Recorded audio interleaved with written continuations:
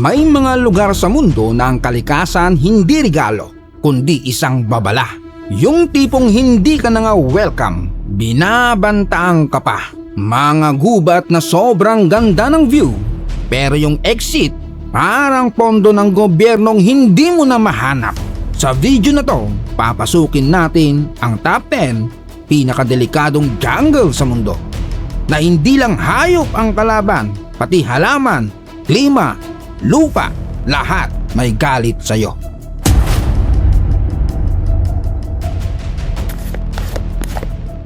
Tito John's TV. Daintree Rainforest, Australia. Sa Australia, may gubat na kahit magkamali ka lang ng hawak ng dahon, tapos ka na. Ito ang Daintree, isang rainforest na sobrang tanda. Mahigit 100 million years na ito sa mundo. Hindi lang ito nabuhay, nag-evolve ito para manakit. Dito nakatira ang coastal taipan, isang ahas na parang may galit sa lahat ng may pulso. Isang tuklaw, good luck, pwede ka nang pumanaw. Tapos may bonus pa, may mga cassowary, isang ibon na mukhang dinosaur na nag-gym. May kuko na parang kutsilyo, na isang flying kick lang sa'yo, diretso ka na sa sementeryo. At kung feeling mo safe ka sa lupa, hindi rin. May paralysis stick, isang maliit na garapata, pero ang kagat, pwede kang i-paralyze. Pero ang pinakademonyo, ang Gimpy plant. Isang halaman lang pero wag kang magpapakumpiyansa. May mga maliit na buhok yan na parang karayom. Pag nasagi mo, yung sakit hindi aray, kundi parang ayaw mo nang mabuhay ang level. Ganon kabwiset.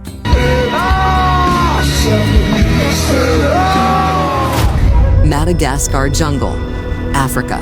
Ang Madagascar hindi lang isla.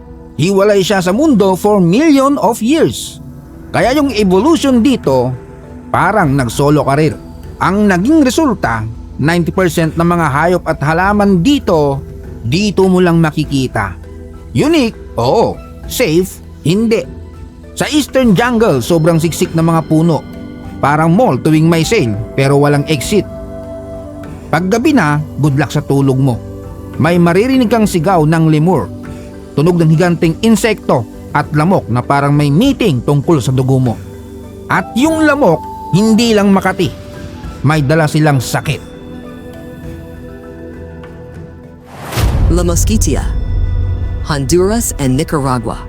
Sa border ng Honduras at Nicaragua, may jungle na hindi lang delikado. Parang ayaw kang pauwiin.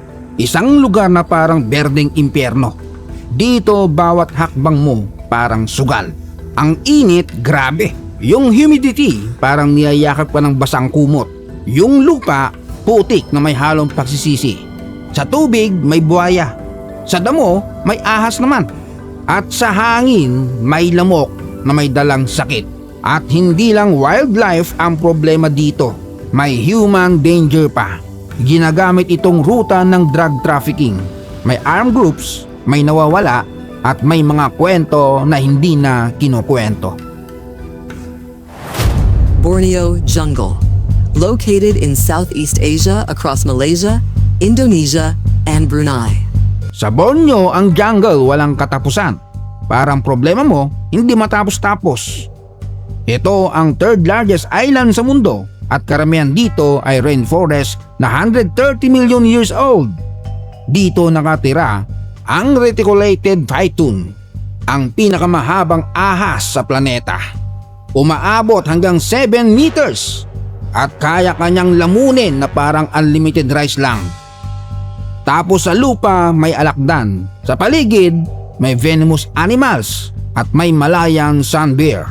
Na cute tingnan pero wag mong subukan ihag. Kasi pag nagalit yan, hindi kanya i-unfollow. Tatapusin kanya ng walang paligoy-ligoy. Pero hindi lang hayop ang problema dito. Meron pang samut-saring sakit. Gaya ng malaria, dengue-like illness, leptospirosis at typhus. At pag naligaw ka dito, hindi Google Maps ang kailangan mo. Milagro na. Congolian Rainforests, Africa. Pangalawang pinakamalaking rainforest sa mundo. At dito, ang liwanag parang guest lang. Sobrang kapal ng halaman. Minsan oras kang naglalakad sa dilim. At sa dilim na yon, may mga bagay na ayaw mong makasalubong. May gorilya, malakas, tahimik, pero pag na-trigger mo, tadyak bugbog balibag kotong ang aabutin mo. May gumagala ding leopard na pag nasalubong mo, makakaya mong abutin ang kantang she's gone sa lakas ng tili mo. May ahas din, nakahilata lang sa tabi-tabi pero ready kang gawing last meal. Sa ilog may crocodile na parang ninja kung magtago. Hindi mo makikita hanggang huli na. At hindi pa tapos. Dito unang lumabas ang Ebola. At dito rin unang na-detect ang monkeypox. Hindi lang wildlife ang kalaban mo, pati invisible enemies. At ang Congo River, ang pinakamalalim na ilog sa mundo na may lalim na 720 feet. May mga nilalang pa doon na hindi pa nadidiskubre.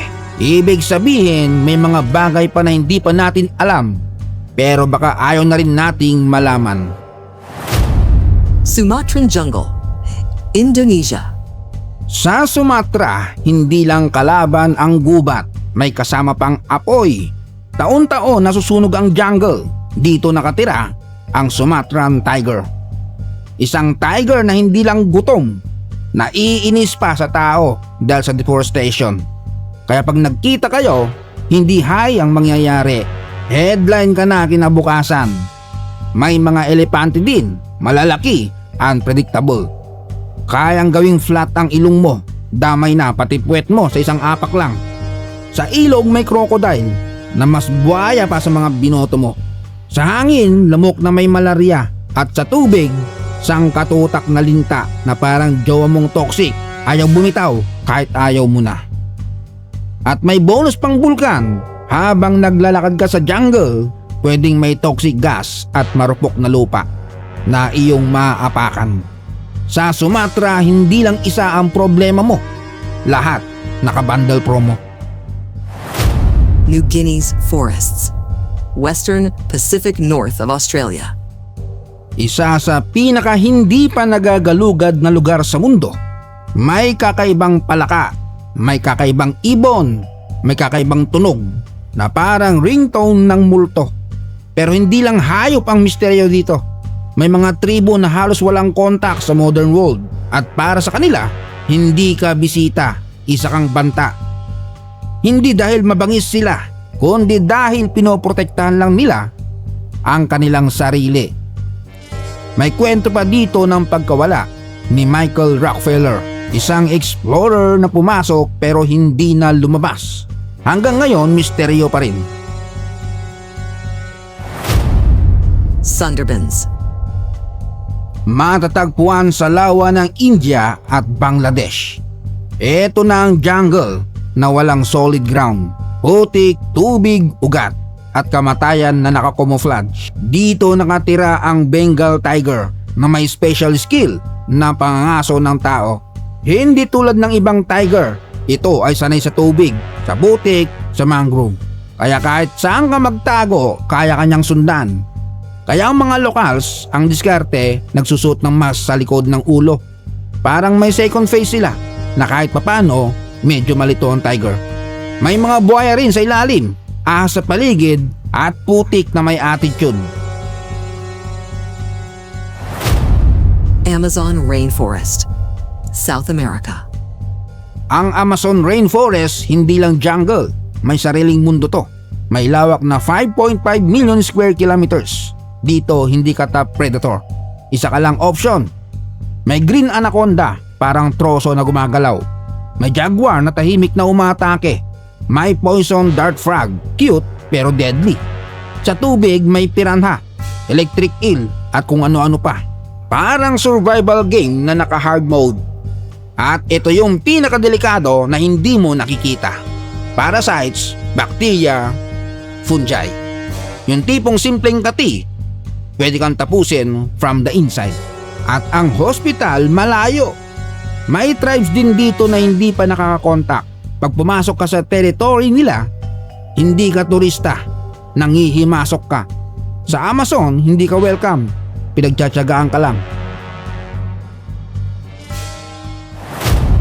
Darien Gap. Matatagpuan sa border ng Panama at Colombia. At ito na ang final boss.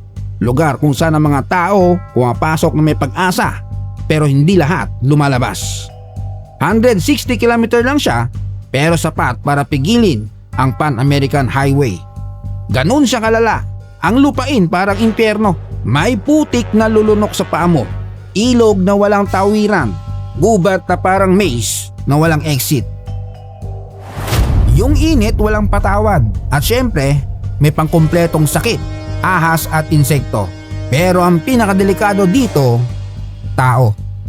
May armed groups, may kriminal, may mga nawawala na hindi na hinahanap.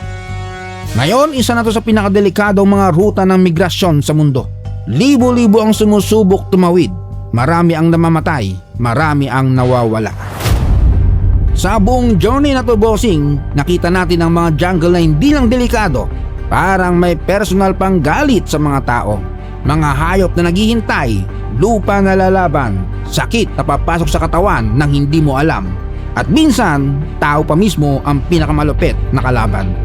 Kaya kung feeling mo boring ang buhay mo, huwag mo nang i-level up sa mga jungle na ito. Kung nag-enjoy ka, like, share at mag-subscribe. Kung bibigyan ka ng 1 million, papasok ka ba sa kahit isa sa mga jungle na to? Shout out! Tyron Jean P. Rosigma Chapter, Ramil Meroy na nasa South Korea, Bossing Vlog ng 767 Calamba City, Edwin Juliet ng Taytay Rizal, Noel Nolias ng Santo Tomas Batangas, Edwin Manangat ng Mandaluyong City, Gasper Cortez Jr. ng Quiapo, Nueva Ecija, Nacario Family, Bembem Balanggit ng Bambuhan Northern Samar, Louie Nalagon and Family ng Dasmariñas Cavite, Lionel Cadazido ng Ordaneta Village Makati, James Francis Tambal ng Hinatuan, Surigao del Sur, Carlo Halyador ng Iloilo City, Roberto Callas ng Orani, Bataan, at sa Belgado at Dulay Family. Salamat sa panonood. Hanggang sa muli.